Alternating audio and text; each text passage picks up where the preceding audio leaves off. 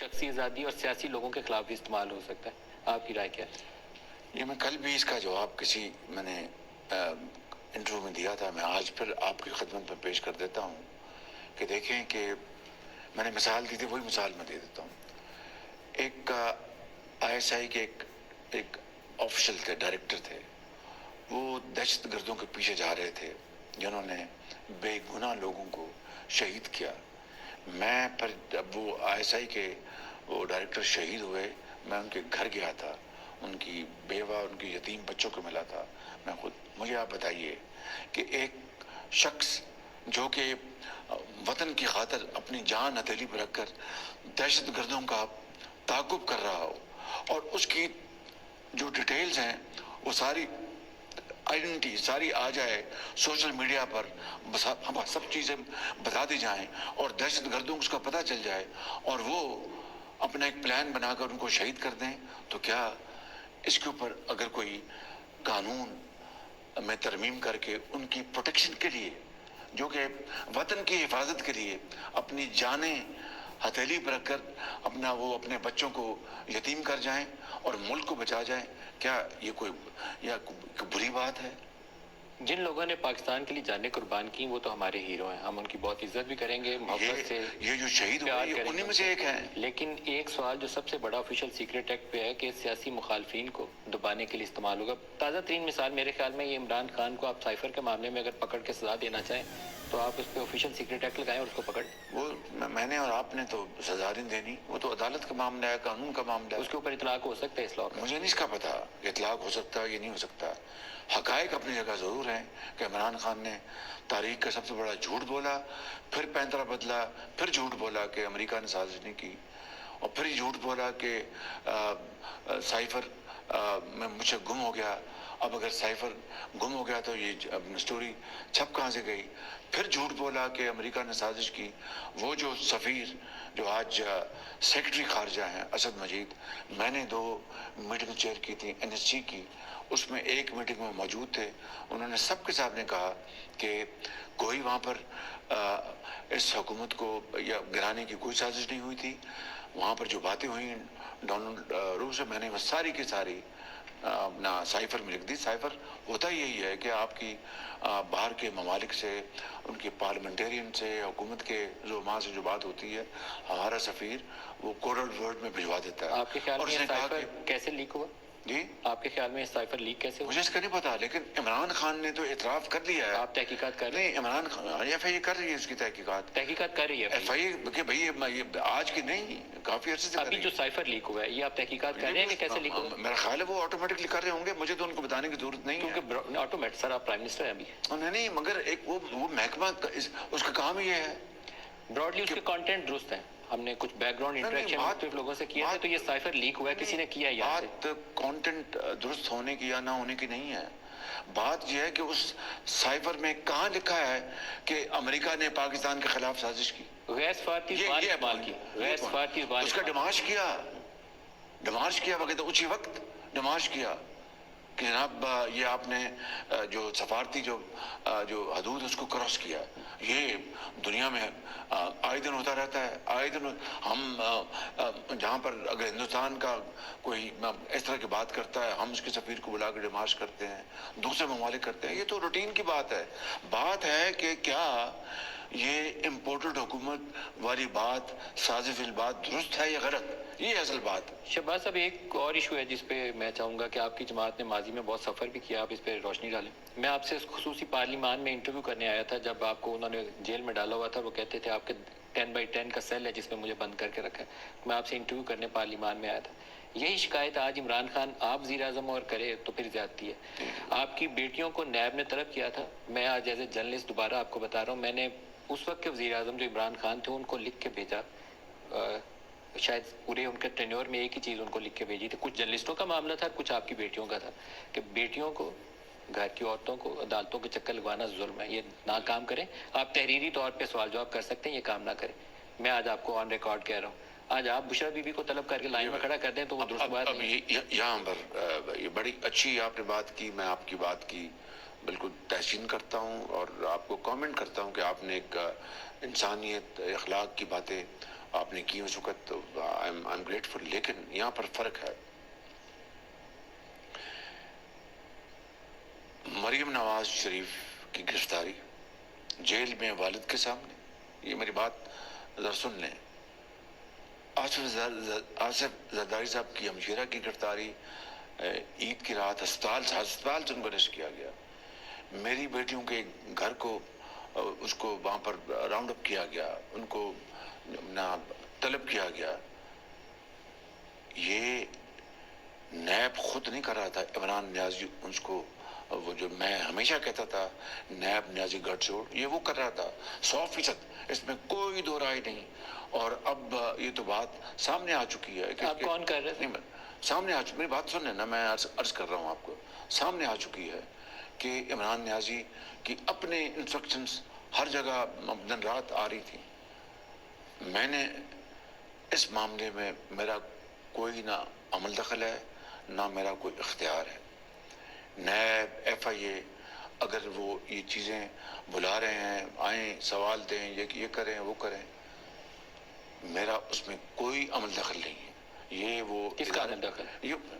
جو نیب ہے اگر وہ اپنی عملداری کر رہا ہے. عمران بھی یہ کہتے تھے, وہ بات درست نہیں تھی. نہیں, عمران جھوٹ بول رہا تھا, 100% جھوٹ بول رہا تھا. ابھی بھی آپ کہیں کہ آپ کی ذمہ داری نہیں تھی, یہ بات بھی درست نہیں, میری ایبسلیوٹلی, اگر میری اگر آپ ثابت کر دیں کہ میں اگر یہ کہا ہو کہ ان کی وائف کو گرفتار کرو, میری بات سن لیں پلیز, ان کی جو اہلیہ محترم ان کو گرفتار کرو, یا ایون عمران خان نیازی کو گرفتار کرو, تب تو میں ذمہ دار.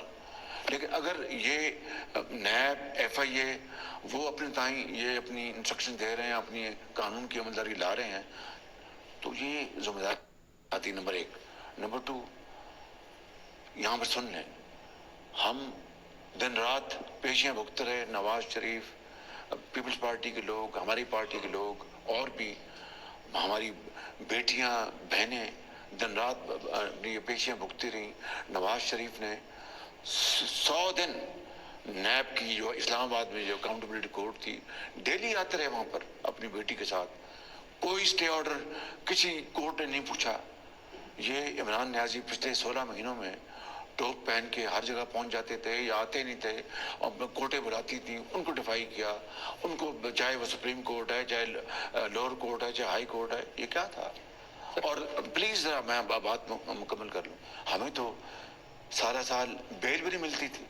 میں یہ نہیں کہتا کہ ان کو نہ ملے, لیکن یہ جو فرق ہے, یہ جو ڈبل سٹینڈرڈ ہے, اس کو بھی آپ سمجھیں. ایک تیسری اور آخری بات کرنا چاہتا ہوں, جو بدترین کرپشن ہوئی بی آر ٹی پشاور, مالم جبا, اور دوسرے ابھی میں نے چاول کے, یہ شوگر کے اور ویٹ کے اسکینڈلز کی بات کی, اور جو دوسرے تھے وہاں پر ان کو اسٹے آرڈر ملے کہ ان کی تحقیق نہ کریں, بی آر ٹی کو مکمل ہونے دیں, تو پھر اورنج لائن کو بھی مکمل ہونے دیتے, اس کو تو پھر 2 سال کے لیے اپنے بند نہیں ہونا چاہیے تھا. 2018 کے الیکشن لاہور ہائی کورٹ میں نواز شریف اور مریم جیل میں تھے, اور نواز شریف نااہل قرار پائے تھے. مجھے لگتا ہے کہ آئندہ الیکشن جب بھی ہوئے تو عمران خان نااہل بھی ہوں گے اور جیل میں بھی ہوں گے. میں اس کے بارے میں کچھ نہیں کہہ سکتا. بالکل یہ عدالتوں نے فیصلہ کرنا ہے اور قانون اپنا راستہ اپنائے گا. بالکل اگر لی گئی عمران خان کے دور میں آپ کی جماعت نے اس کو سپورٹ کیا تھا جب جنرل باجوہ کی ایکسٹینشن ہوئی. جی آپ کو لگتا نہیں ہے بائی لا اس پروویژن کو کلوز کر دینا چاہیے؟ نہ آرمی چیف کے لیے اچھا ہے, نہ فوج کے لیے اچھا ہے, نہ ہمارے نظام کے لیے اچھا ہے, پوری ایک پولیٹیکل انسٹیبلٹی کریٹ ہو جاتی ہے. یہ میری پارٹی,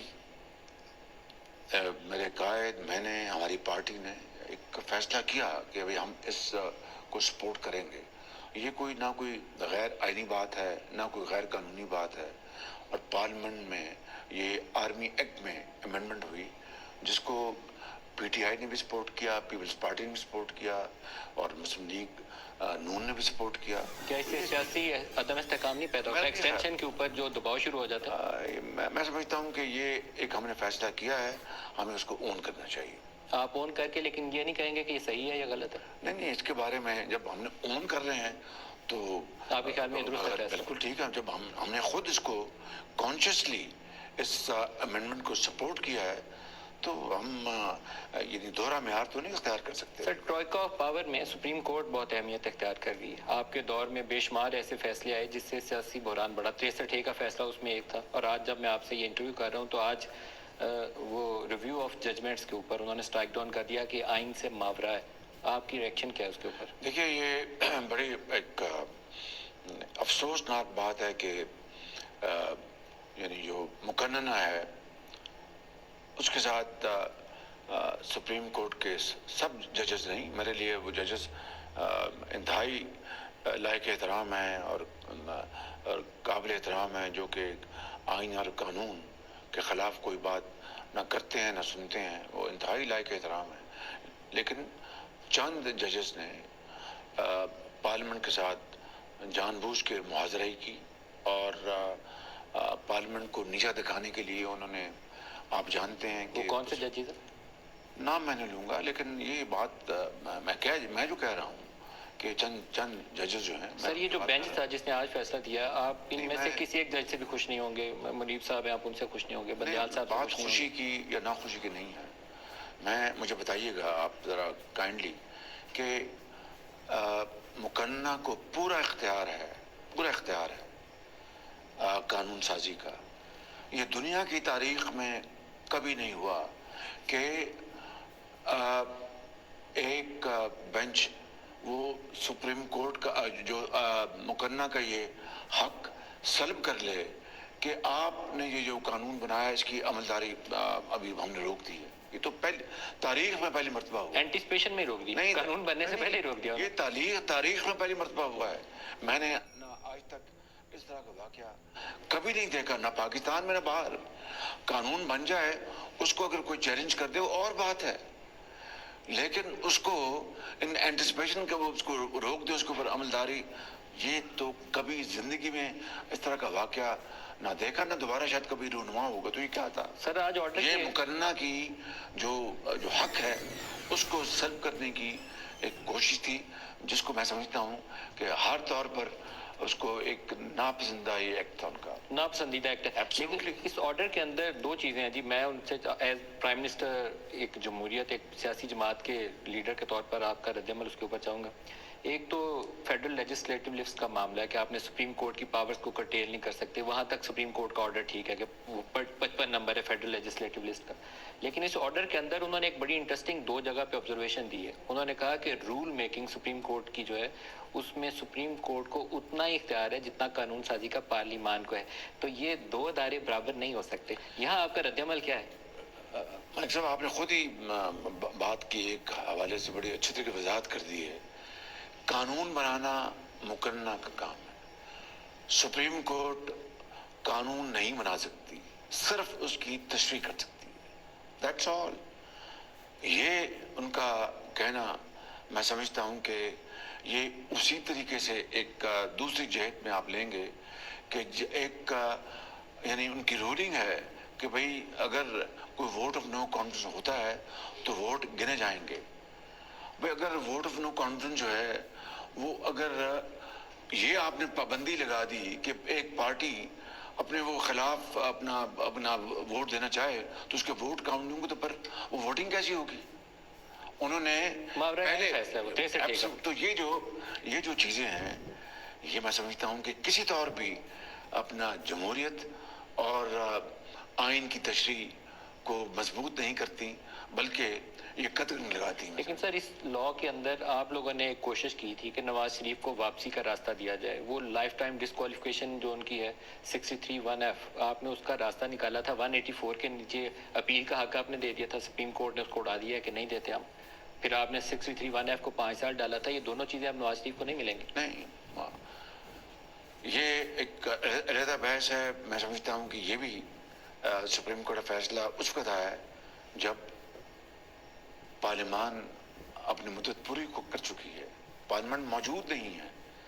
और मेरी समझ में आता है कि इसलिए किया गया कि हम ये फैसला करते हैं ताकि पार्लियामेंट इसको कंटेस्ट ना करे, फ्लोर द हाउस पे इसके ऊपर नई कानून साजी ना हो। बहरहाल ये एक अलग बहस है। 2.25 माह के बाद आया, 2.25 माह पहले उन्होंने जजमेंट रिजर्व। जहाँ तक मियाँ नवाज शरीफ साहब का ताल्लुक है, वो कानून इस वक्त फील्ड में है जिसके ज़रिए जो डिसक्वालिफिकेशन का जो अरसा है वो मैक्सिमम 5 साल है। मियाँ नवाज शरीफ साहब के ऊपर अब कोई पाबंदी नहीं है, वो 5 साल की मुद्दत पूरी कर चुके हैं। सर मुझे आपकी इस वजह से इख्तलाफ है क्योंकि नवाज शरीफ और जहांगीर तरीन के मामले में सुप्रीम कोर्ट के एक बेंच ने रूलिंग दी हुई है कि उनकी डिसक्वालिफिकेशन इज लाइफ टाइम।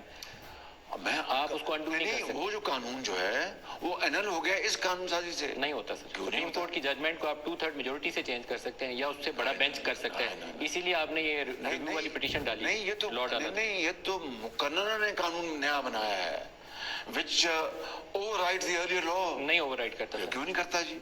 اس کے لیے سپریم کورٹ کا بڑا بینچ کر سکتا ہے، وہ جو ون ٹائم اپیل کی پروویژن ہم نے وہ اسٹرائک ڈاؤن ہو گیا۔ جس طرح آپ 184 کی آپ بات کر رہے ہیں کہ اس کو ہم نے قانون بنایا مقننہ نے، انہوں نے اس کو انل کر دیا جو آپ ابھی بتا رہے ہیں آج، بالکل اسٹرائک ڈاؤن کر دیا۔ تو یہ جو قانون جو ہے اس کو انل نہیں کیا سپریم لیکن ان کورٹ کے معاملے میں سپریم کورٹ کی ایک رولنگ موجود ہے، وہ آپ کے لا کے نیچے چینج نہیں ہوتی۔ نے؟ نہیں کیوں نہیں ہو سکتی چینج جی؟ جب قانون نیا بن گیا، دیکھیے میری ایک سن لے، جب قانون نیا بن گیا کہ جناب آئندہ مدت لائف ٹائم یا 25 سال نہیں ہوگی، 5 سال ہوگی میکسیمم، تو اس کو اوپر سپریم کورٹ نے اگر ایسی بات تھی تو اس کو انل کر دیتے۔ سر اس کا اطلاق نہیں ہوگا نواز شریف کے اوپر۔ میری اپنی رائے، آپ کی اپنی رائے۔ نواز شریف صاحب کی واپسی مجھے لگتا ہے کہ اب مؤخر ہو جائے گی، وہ جو سننے میں آ رہا تھا کہ جلدی آئیں گے، آپ کی ان کو اپنی جیل رائے، جانا پڑے آپ گا کی اپنی واپسی۔ رائے، میری اپنی رائے ہے۔ میاں صاحب کو واپسی پہ جیل جانا پڑے گا۔ میں نے تو کہا ہے کہ قانون کا سامنا کریں گے انشاءاللہ، قانون کا ہوگی سامنا واپسی؟ کریں گے جی واپسی کب ہوگی؟ انشاءاللہ۔ مجھے امید ہے کہ اگلے مہینے آئیں گے انشاءاللہ۔ اگلے مہینے آئیں گے؟ جی جی، سپٹمبر کی کوئی کٹ آف ڈیٹ ہے؟ مجھے پورا یقین ہے انشاءاللہ۔ کوئی استقبال وغیرہ کی تیاریاں کر رہے ہیں؟ بالکل کیوں نہیں، یہ ان کا حق ہے، ہمارا فرض ہے، قوم ان کا بھرپور استقبال کرے گی انشاءاللہ۔ سر اگر نواز شریف کوالیفائی نہیں کرتے، ایک بہت بڑا سوال ہے، آپ کی پارٹی کی دیکھیں یہ لیڈ فیس بحث نواز شریف ہے۔ یہ بحث اب ختم ہو گئی، آپ نے اپنی رائے دے دی، میں نے بڑے ادب سے آپ کی خدمت میں اپنی رائے دے دی۔ میں سمجھتا ہوں کہ وہ جو 5 سال کا جو قانون بنایا گیا ہے، اس قانون نے جو اس